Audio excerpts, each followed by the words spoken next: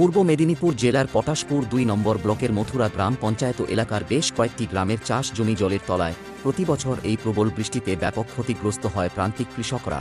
সরকারিভাবে তেমন ক্ষতিপূরণ না পেলেও কৃষকরা প্রতিবছর তাদের কষ্ট দিতে ফসল ফলানোর জন্য সমস্ত রকম ব্যবস্থা করে রাখে।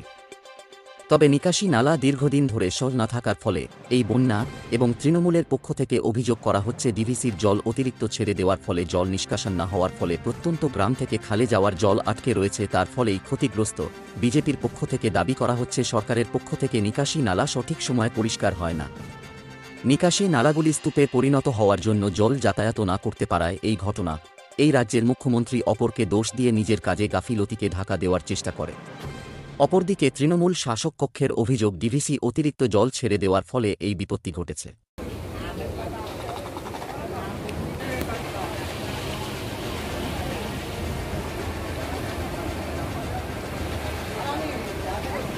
সেই দিকে যাচ্ছে না।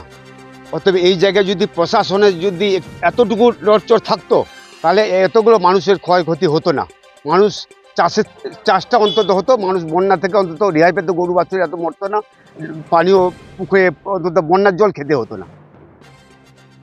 ভোট এলে অনেক প্রতিশ্রুতি মেলে, অথচ ভোট চলে গেলে সেই প্রতিশ্রুতি আর সাধারণ মানুষ পায় না, অভিযোগ করছেন, কি বলবেন? ও প্রতি বছরই ওরা আসে ভুল প্রতিশ্রুতি, এমনকি পানীয় জলের পাইপ ফেলে দিয়ে চলে যায়, অথচ নির্বাচনের পরে সে পাইপ গুছিয়ে নিয়ে চলে যায় আর কাজ করে না। ঢালাই ক্ষেত্রে ভোটের আগে ঢালাই মেশিন নামিয়ে দিয়ে চলে যায়, বলে হ্যাঁ ঢালাই করে দেবো, কিন্তু ভোটের পরে ভোট পেরিয়ে গেলে ঢালাই মেশিন গুছিয়ে নিয়ে চলে যায়, কিন্তু এলাকায় ঢালাই রাস্তাঘাট করে না। সবসময় মানুষকে বিভ্রান্ত অন্ধকারের মধ্যে রেখেছে। এই আপনার পঞ্চায়েতের কাজ হলে বা অঞ্চল ক্ষমতা আছে তৃণমূল, আর চন্দনখালি 136 নম্বর বুথে আছে বিজেপির পঞ্চায়েত, কিন্তু পঞ্চায়েতদের কোনো এখানে পাত্তা দেয় না। মিটিং ওদের গোপনে ওদের তৃণমূলের সভা হয়ে যায়, মিটিংয়ের পরে আমাদের পঞ্চায়েতের বিজেপির পঞ্চায়েতদের ডেকে পাঠায়, দেখিয়ে এইটা শুনিয়ে দেয়, কিন্তু ওদের কোনো পঞ্চায়েতে কোনো কথা নেয় না, কোনো কার্যক্রম। কয়েকবার পঞ্চায়েতদের ঘাট ধরে নিচে নামিয়ে দিয়েছে। আমার নাম অনন্ত বেরা, চন্দনখালি 136 নম্বর বুথ। এই গত কয়েকদিন আগে দিন প্রবল বৃষ্টিতে পটাশপুর ভগবানপুর সহ বেশ কয়েকটা এলাকা কৃষকরা প্রবলভাবে ক্ষতিগ্রস্ত, সরকারিভাবে তেমন কোনো সুযোগ সুবিধা পাচ্ছে না। আমরা শুধু এইবারে বন্যা নয়, বর্ষা নয়, আমি 2008-এও দেখেছি চরম বিপর্যয় বন্যা। তারপরে দেখলাম 21-এ সমস্ত পটাশপুর, ভগবানপুরের ম্যাক্সিমাম অংশটা ডুবে যায়, পটাশপুর ডুবে যায়। 21-এ নির্বাচনের পরে 2021-এ নির্বাচন, তারপরে চণ্ডীপুরের কিছু অংশ ডুবেছে, ভগবানপুর পুরো ডুবে গেছে, পটাশপুর ডুবেছে।